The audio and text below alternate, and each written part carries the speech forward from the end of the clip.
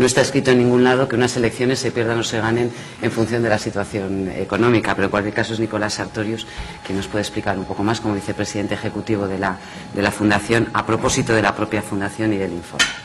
Bueno, muchas gracias. No, yo de la Fundación no voy a decir nada porque ya se lo ha dicho nuestro presidente. Yo felicitar a los autores que un año más hacen este magnífico trabajo. Voy a ser telegráfico y por lo tanto esquemático y pido disculpas por el esquematismo, ¿no? Porque hay muy poco tiempo y queremos escuchar a Joaquín con tiempo. Yo quiero señalar en primer lugar que en mi opinión creo que sería bueno aclarar, no se trata tanto de una desafección de la democracia como sistema, sino cómo se está administrando la democracia, es decir, cómo se está funcionando dentro de la democracia. Digo esto porque en los años 30 sí hubo una desafección de la democracia, incluso con alternativas dictatoriales, etcétera, cosa que en este caso no es así. Es decir, hay una desafección de cómo está funcionando, de cómo lo están haciendo las instituciones, los partidos, pero no de la democracia en sí como sistema, y mucho menos hay ningún tipo de alternativa a la democracia como tal. En segundo lugar, quiero decir que la bajada de la nota del 6,2 al 5,8 es una cosa muy precisa. Bueno, me parece un éxito, teniendo en cuenta la que está cayendo. Es decir, porque era para pensar en cosas incluso peores, ¿no? Y además, en el propio libro aparecen 14 indicadores muy positivos, con notable, que son lo que sería el núcleo duro de la democracia.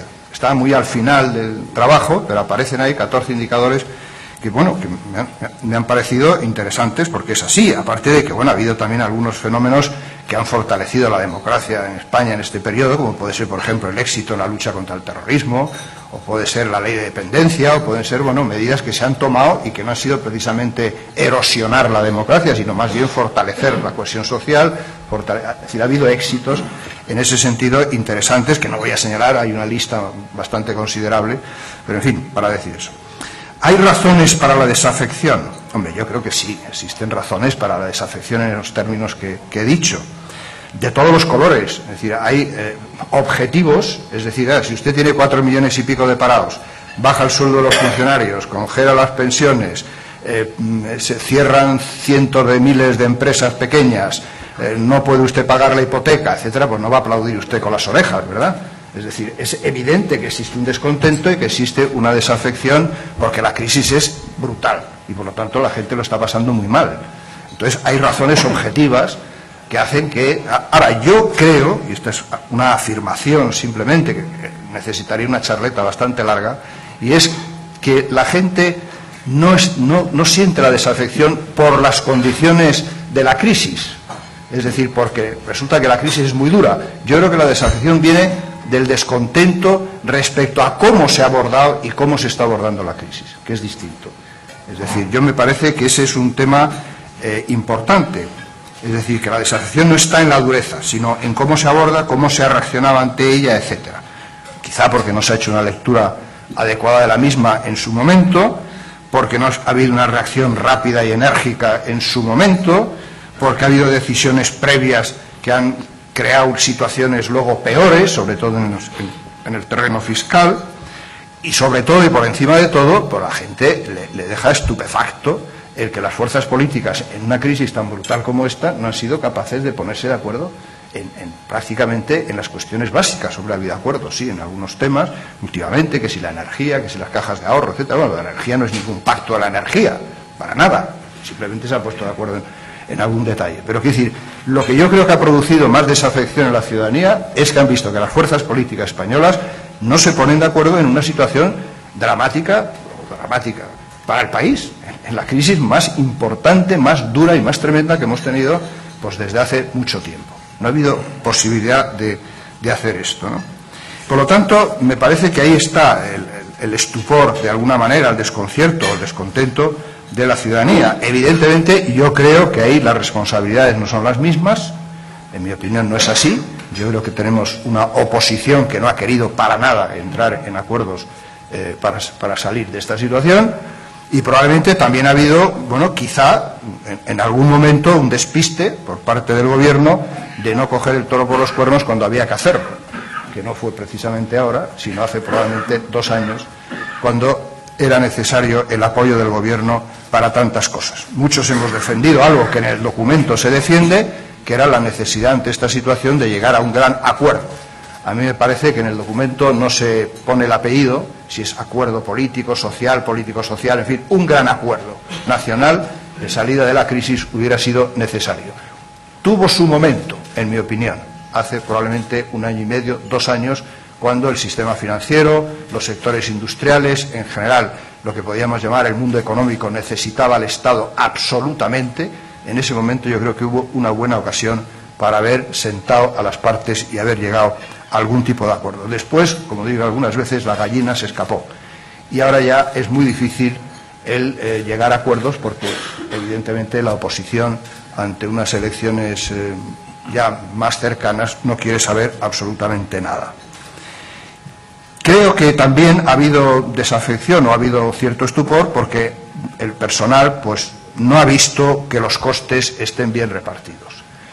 Se dice que se repartirán ahora más adelante en la ley de presupuestos, pero hasta ahora lo que se ha visto es que se ha reducido el salario de los funcionarios, la congelación de las pensiones, en fin, una serie de cosas, pero no se ha visto que esto esté repartido. Y en este país ha habido mucha gente en los años anteriores que se ha forrado mucho. Y por lo tanto, pues algo habrá que hacer también, ¿no?, para equilibrar los costes. Y esto no se ha hecho, por lo menos hasta ahora.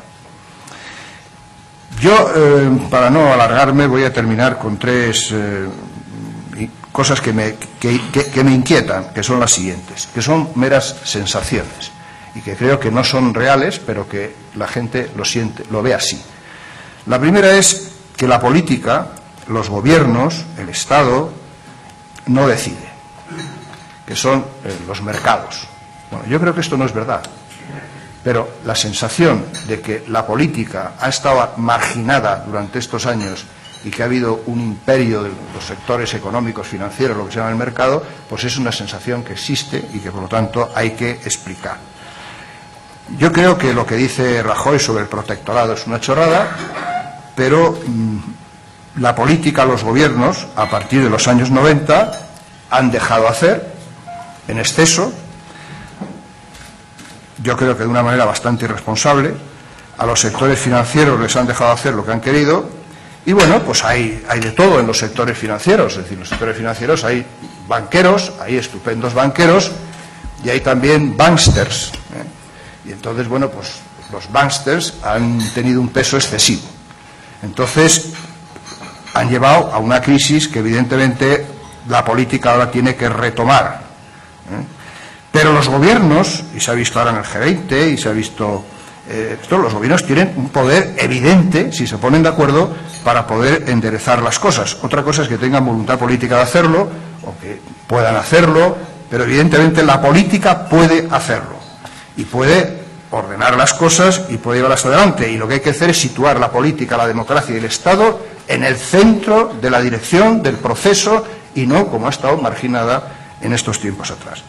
La segunda impresión mala para la democracia es que gobierne quien gobierne, hay que hacer lo mismo. Es decir, lo que se podría llamar la ley de acero del sistema. Es decir, aquí no hay más cera que la que arde y por lo tanto, ya sea la izquierda, la derecha, lo que sea, siempre hay que hacer lo mismo porque es lo que hay que hacer. Bueno, yo tampoco creo en eso. Creo que los gobiernos pueden actuar, que tienen que hacer lo mismo, que es bajar el déficit, evidentemente, o la deuda, pero hay muchas maneras de hacerlo, desde los gastos, desde los ingresos, tocando esto, tocando lo otro. Es decir, se puede, y la prueba es que si examinamos las medidas que han tomado los diferentes gobiernos, no son exactamente iguales. Hay unos que han hecho unas cosas, otros han hecho otras. Creo que esta sensación que tiene la gente de que gobierne quien gobierne, se hace lo mismo, es muy malo para el sistema democrático porque conduce a un cierto nihilismo. Es decir, a la frase de un joven el otro día, en televisión, en la radio, no sé dónde lo escuché, que le preguntaron sobre una serie de cosas y dijo una frase tremenda: yo paso de todo. ¿No? Bueno, pues ese yo paso de todo es en lo que se puede acabar cayendo si la gente no ve que se haga lo que se haga, pues siempre es lo mismo y hay que hacer lo que hay que hacer. Yo no digo que eso sea una realidad ya enorme, ¿no? Pero cuidado con ese tipo de cuestiones cara al futuro. Y luego hay una tercera cuestión que es sobre el tema de la democracia en Europa y en España y el estado de bienestar, lo que se llama el modelo social europeo. Yo creo que nos equivocaríamos si pensáramos que la democracia estará sana, erosionando el modelo social europeo. Es decir, creo que democracia y modelo social europeo en Europa van absolutamente unidos. Es una seña de identidad completa y, por lo tanto, lo que tenemos que procurar es, no solamente que no se erosione el estado de bienestar, sino fortalecerlo, mejorarlo, y se supone que las medidas que se toman van en esa dirección, pero la gente no lo tiene tan claro. Lo que ves es que se van poco a poco cortando de aquí y de allá una serie de derechos que había y que solamente se justificaría si eso supone luego poder avanzar en esa dirección. Bueno, y estas son las cuestiones que veo. Evidentemente el informe da para muchísimas más cosas, pero bueno, yo lo dejo aquí para no usar demasiado tiempo. Muchas gracias. Muchas gracias.